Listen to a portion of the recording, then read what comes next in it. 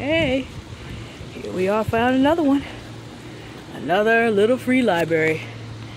And, as is our practice, you're with me as we put in, get our bag. Drop number 2.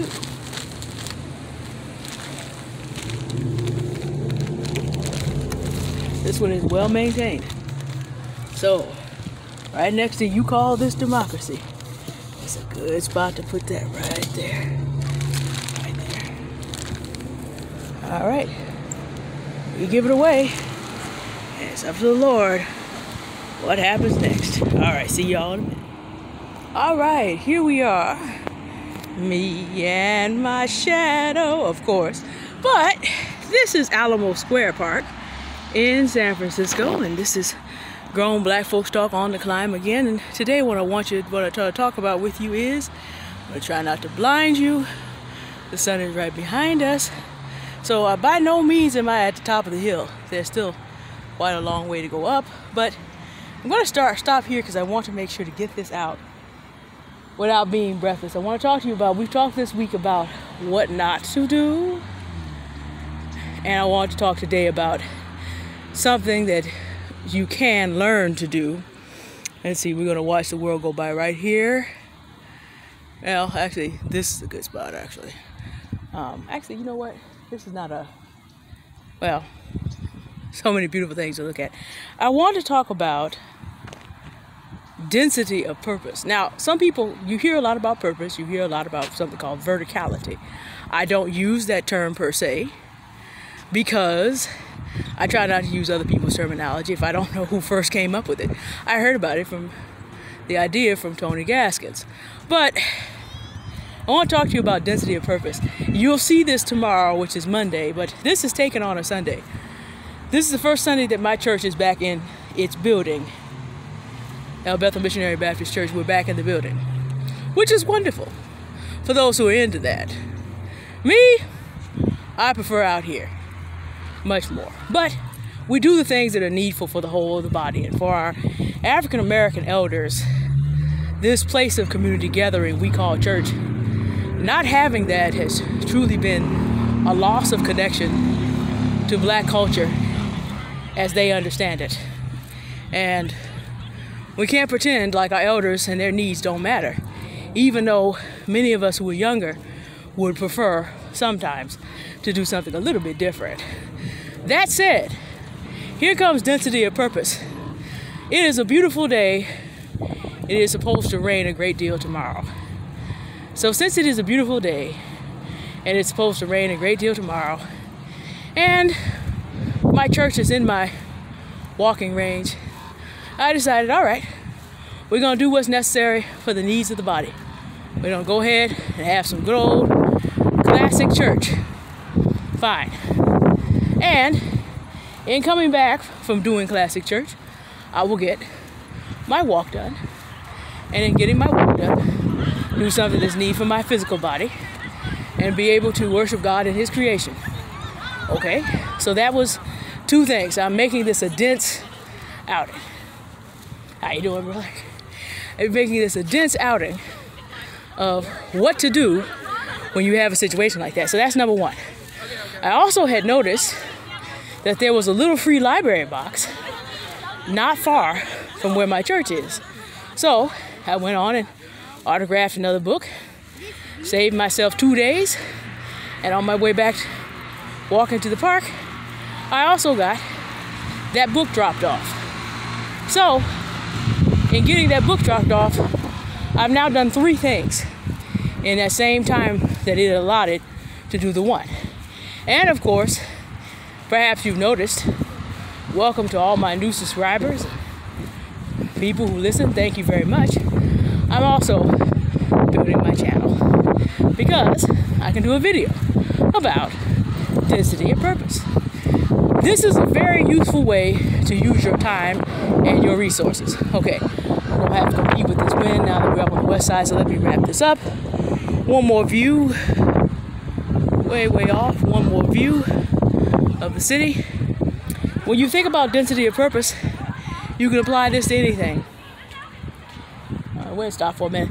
If you are out making money, you make $1. And if you're out making $1, what can you do in terms of making that dollar work to make you another one? Density of money. If you have a job, what is that job teaching you that you can use? If you're in school, in addition to what you're studying, what are the habits that school is teaching you that you can use elsewhere? How do you make the most of every opportunity that you are given? If your goal is not to be in the permanent underclass, this shift of thinking, of density of purpose, of making your time count, of making what you do count more than once, is going to be very important for you. And this is something to think about. So I'm used to operating like this. I look for opportunities when people delay me, when people do things that frustrate me, when I'm held up. I think to myself, okay, what else can I do with this time that I have to wait? Because I'm always trying to operate in a mode of density of purpose. Okay, let me give you another example. How can you repurpose anything you create? Tony Gaskin's Blessed Business Drive has some great tips on that. It's going to be an investment of $10 to $12 a month for you to join it. But I want you to think about it. Hold on, we're going to get across the street before we think about anything else. Hold on. We're going to get on across here.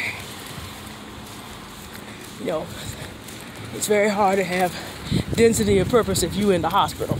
Just saying.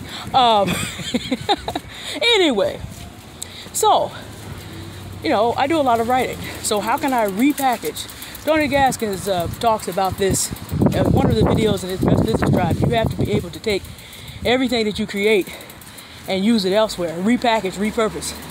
Well, I did some writing in a short story form, but there was enough of it to be a novel. So I flipped it to a novel. Then I learned from Tony Gaskins about Amazon Bella, took some of the characters that I've created along the way, flipped them, and at the process, later today, Lord willing, if I'm not too tired, I'm going to go and start working on the audiobook version, which opens up a different audience. So, again, I'm not just taking those pieces of writing that I'm doing and just using them one time. I'm taking what I'm doing and I'm making it serve me multiple ways. And every time that happens, that opens another stream of income from roughly the same effort. Density of purpose. We don't just put it out and abandon it. We don't just put it out and leave it. Another thing I'm doing on my writing platform that I discovered, I'll publish a series of articles that are loosely connected. They will pay me a second time to make a collection because only one front end of the platform has the ability to do that. So since that's unique content to them, that helps them to compete with their competitive apps, they pay me extra to make collections. So I've written this maybe as much as a year, 2 years, 3 years. Y'all just watching the bushes go on by. Sorry, that's just where we are right now. give me some autumn foliage up here. So I've already written this content, right? So having written this content, it exists. It's not necessary for me. This is a good, nice spot before we turn this corner. It exists. It's not necessary for me to create anything else. It's just necessary for me to package it a different way. This is what I mean when I discuss with you.